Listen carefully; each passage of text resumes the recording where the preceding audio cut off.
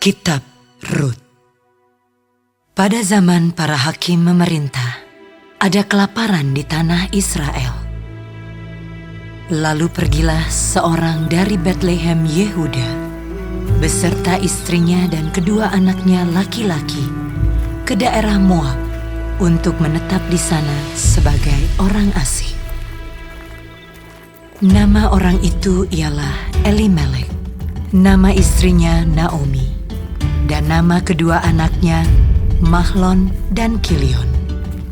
Semuanya orang-orang Efrata dari Betlehem Yehuda. Dan setelah sampai ke daerah Moab, diamlah mereka di sana. Kemudian matilah Elimelek, suami Naomi, sehingga perempuan itu tertinggal dengan kedua anaknya. Keduanya mengambil perempuan Moab. Yang pertama bernama Orpa, yang kedua bernama Rut. Dan mereka diam di situ kira-kira 10 tahun lamanya. Lalu matilah juga keduanya, yakni Mahlon dan Kilion, sehingga perempuan itu kehilangan kedua anaknya dan suaminya. Kemudian berkemaslah ia dengan kedua menantunya, dan ia pulang dari daerah Moab, sebab di daerah Moab ia mendengar bahwa Tuhan telah memperhatikan umatnya dan memberikan makanan kepada mereka. Maka berangkatlah ia dari tempat tinggalnya itu bersama-sama dengan kedua menantunya. Ketika mereka sedang di jalan untuk pulang ke tanah Yehuda, berkatalah Naomi kepada kedua menantunya itu, "Pergilah, pulanglah masing-masing ke rumah ibunya. Tuhan kiranya menunjukkan kasih-Nya kepadamu, seperti yang kamu tunjukkan kepada orang-orang yang telah mati itu dan kepadaku. Kiranya atas karunia Tuhan kamu mendapat tempat perlindungan masing-masing di rumah suaminya." Lalu diciumnyalah mereka, tetapi mereka menangis dengan suara keras dan berkata kepadanya, "Tidak, kami ikut dengan engkau pulang kepada bangsamu." Tetapi Naomi berkata, "Pulanglah anak-anakku. Mengapakah kamu turut dengan aku? Bukankah tidak akan ada lagi anak laki-laki yang kulahirkan untuk dijadikan suamimu nanti? Pulanglah anak-anakku, pergilah, sebab sudah terlalu tua aku untuk bersuami. Seandainya pikirku ada harapan bagiku, dan sekalipun malam ini aku bersuami, bahkan sekalipun aku masih melahirkan anak laki-laki, masakan kamu menanti sampai mereka dewasa? Masakan karena itu kamu harus menahan diri dan tidak bersuami? Janganlah kiranya demikian, anak-anakku. Bukankah jauh lebih pahit yang aku alami daripada kamu? Sebab tangan Tuhan teracung terhadap aku." menangis pula mereka dengan suara keras. Lalu Orpa mencium mertuanya itu minta diri, tetapi Rut tetap berpaut padanya. Berkatalah Naomi, "Telah pulang iparmu kepada bangsanya dan kepada para allahnya. Pulanglah mengikuti iparmu itu." Tetapi kata Rut, "Janganlah desak aku meninggalkan engkau, dan pulang dengan tidak mengikuti engkau. Sebab kemana engkau pergi, ke situ jugalah aku pergi. Dan di mana engkau bermalam, Di situ jugalah aku bermalam. Bangsamu lah bangsaku, dan Allahmu lah Allahku.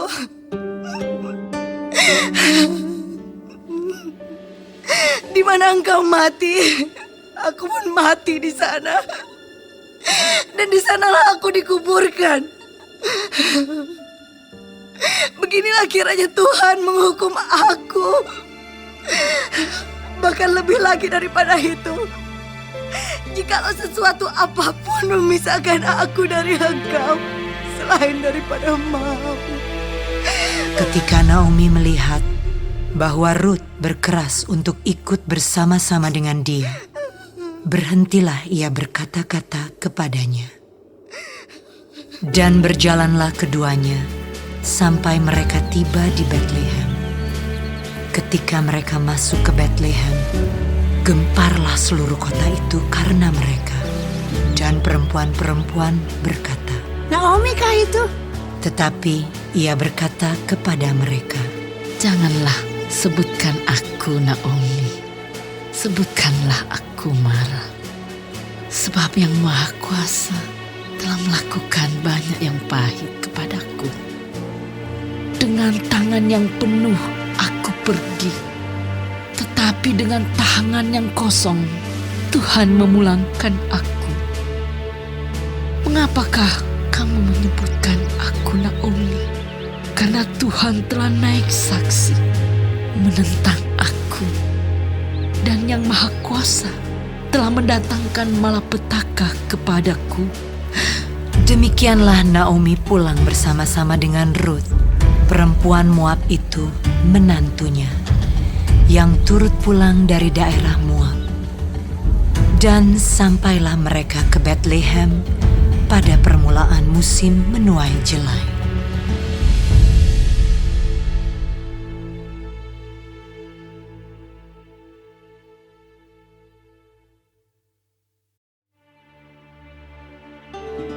Naomi itu mempunyai seorang sanak dari pihak suaminya, seorang yang kaya raya dari kaum Elimelek, namanya Boas.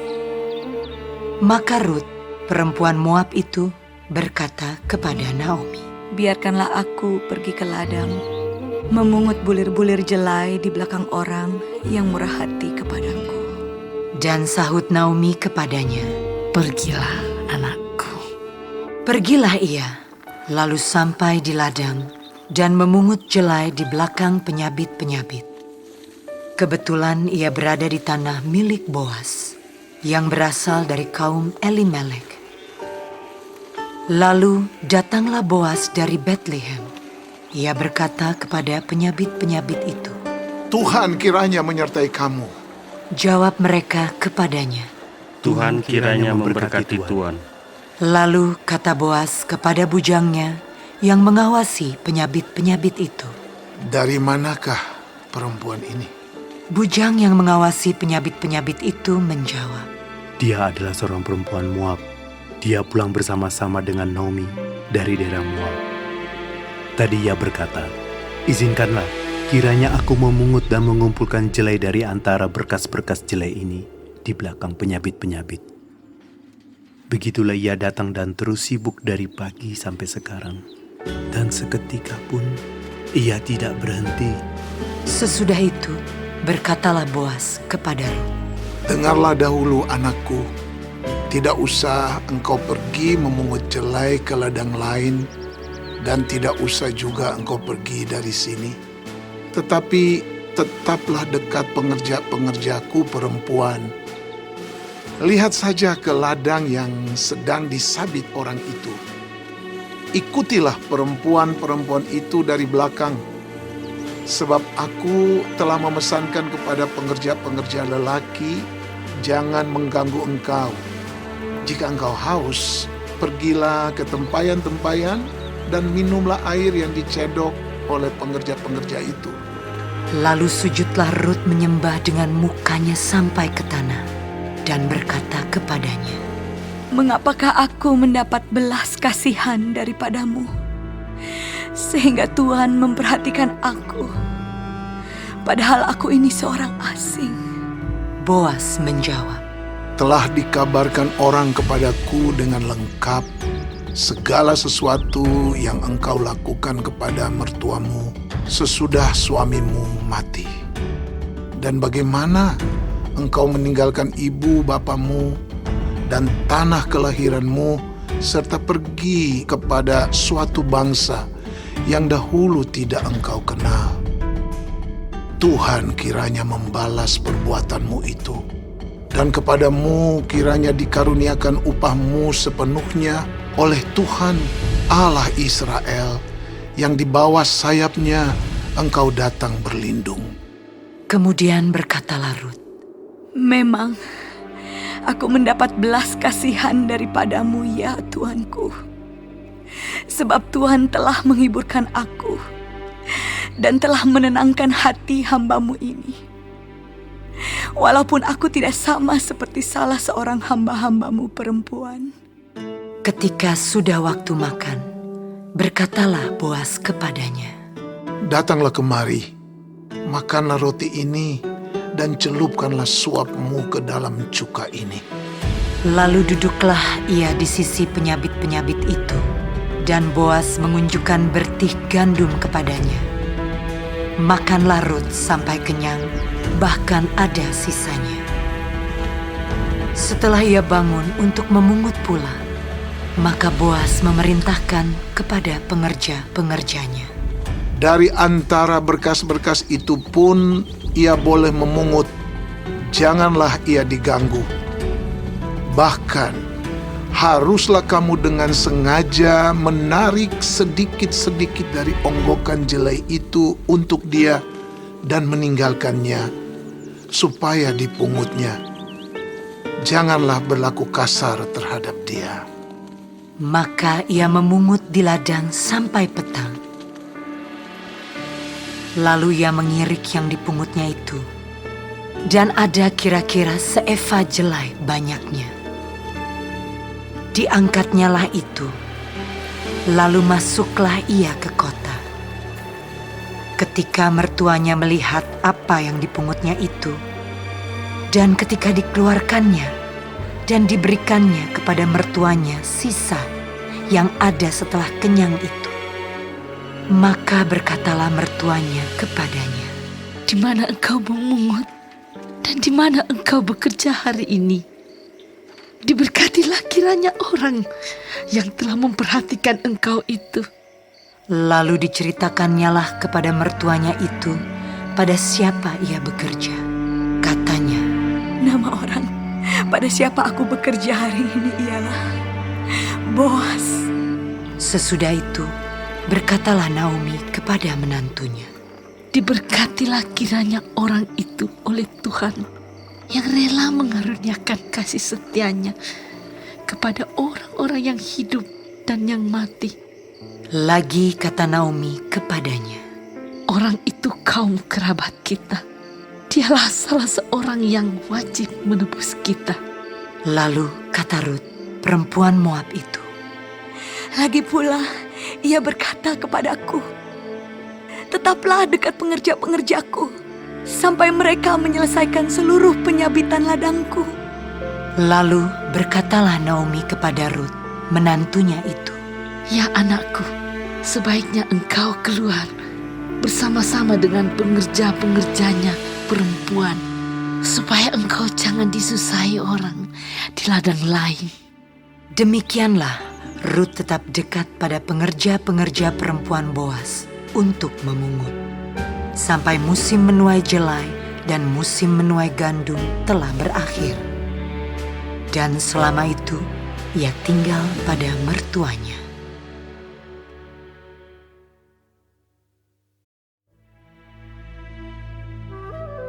Lalu Naomi, mertuanya itu, berkata kepadanya, Anakku, apakah tidak ada baiknya jika aku mencari tempat perlindungan bagimu supaya engkau berbahagia? Maka sekarang, bukankah Boas yang pengerja-pengerjanya perempuan telah kau temani itu adalah sanak kita? Dia pada malam ini menampi jelai di tempat pengirikan. Maka mandilah dan beruraplah.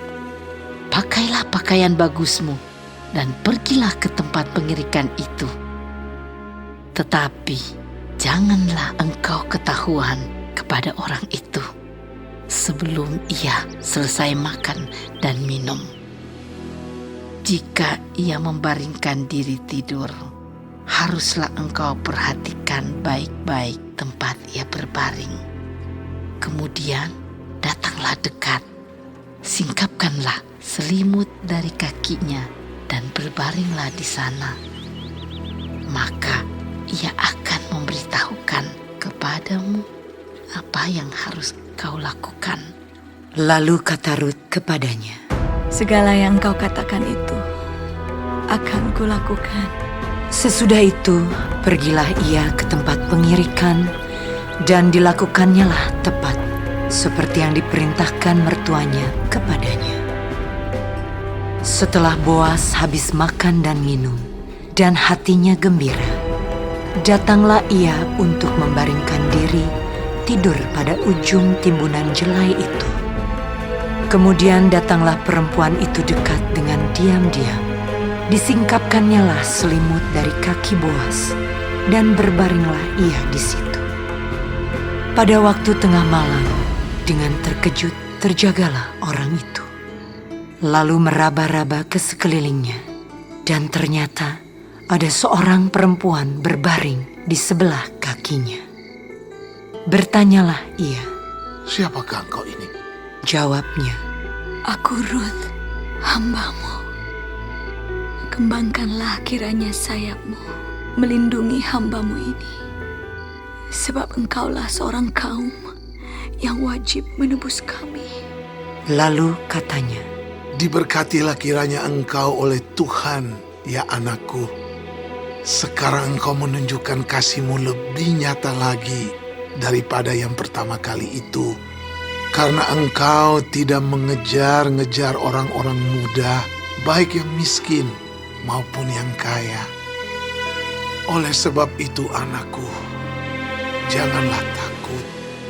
Segala yang kau katakan itu akan kulakukan kepadamu. Sebab setiap orang dalam kota kami tahu bahwa engkau seorang perempuan baik-baik. Maka sekarang, memang aku seorang kaum yang wajib menebus. Tetapi walaupun demikian, masih ada lagi seorang penebus yang lebih dekat daripadaku. Tinggallah di sini malam ini. Dan besok pagi, jika ia mau menebus engkau, baik, biarlah ia menebus. Tetapi jika ia tidak suka menebus engkau, maka akulah yang akan menebus engkau. Demi Tuhan yang hidup, berbaring sajalah tidur sampai pagi. jadi berbaringlah ia tidur di sebelah kakinya sampai pagi. Lalu bangunlah ia sebelum orang dapat kenal mengenal, sebab kata Boas, Janganlah diketahui orang bahwa seorang perempuan datang ke tempat pengirikan. lagi katanya, Berikanlah selendang yang engkau pakai itu dan tadahkanlah itu. lalu ditadahkannya selendang itu. Kemudian ditakarnyalah 6 takar jelai ke dalam selendang itu. Sesudah itu pergilah Boas ke kota. Setelah perempuan itu sampai kepada mertuanya, berkatalah mertuanya itu, Bagaimana anakku? lalu diceritakannya semua yang dilakukan orang itu kepadanya, serta berkata, Yang 6 takar jelai ini diberikannya kepadaku. Sebab katanya, engkau tidak boleh pulang kepada mertuamu dengan tangan hampa. Lalu kata mertuanya itu, Duduk sajalah menanti anakku, sampai engkau mengetahui bagaimana kesudahan perkara itu. Sebab orang itu tidak akan berhenti sebelum diselesaikannya perkara itu pada hari ini juga.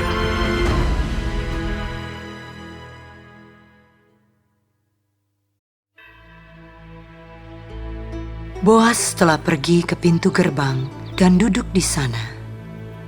Kebetulan lewatlah penebus yang disebutkan Boas itu. Lalu berkatalah Boas, "Hai saudara, datanglah dahulu kemari. Duduklah di sini."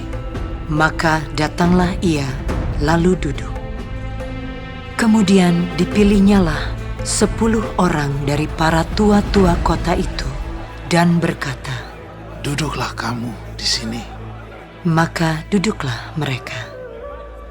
Lalu berkatalah ia kepada penebus itu, "Tanah milik kepunyaan saudara kita, Elimelek, hendak dijual oleh Naomi yang telah pulang dari daerah Moab. Jadi pikirku, baik juga hal itu kusampaikan kepadamu sebagai berikut. Belilah tanah itu di depan orang-orang yang duduk di sini dan di depan para tua-tua bangsa kita. Jika engkau mau menebusnya, tebuslah. Tetapi jika engkau tidak mau menebusnya, beritahukanlah kepadaku, supaya aku tahu, sebab tidak ada orang yang dapat menebusnya kecuali engkau, dan sesudah engkau, aku." Lalu berkatalah ia, Aku akan menebusnya. tetapi kata Boas, Pada waktu engkau membeli tanah itu dari tangan Naomi, engkau memperoleh Rut juga, perempuan Moab, istri orang yang telah mati itu, untuk menegakkan nama orang itu di atas milik pusakanya. Lalu berkatalah penebus itu, Jika demikian, aku ini tidak dapat menebusnya, sebab aku akan merusakkan milik pusakaku sendiri. Aku mengharap engkau menebus apa yang seharusnya aku tebus, sebab aku tidak dapat menebusnya. beginilah kebiasaan dahulu di Israel dalam hal menebus dan menukar. Setiap kali orang hendak menguatkan sesuatu perkara, maka yang seorang menanggalkan kasutnya sebelah dan memberikannya kepada yang lain.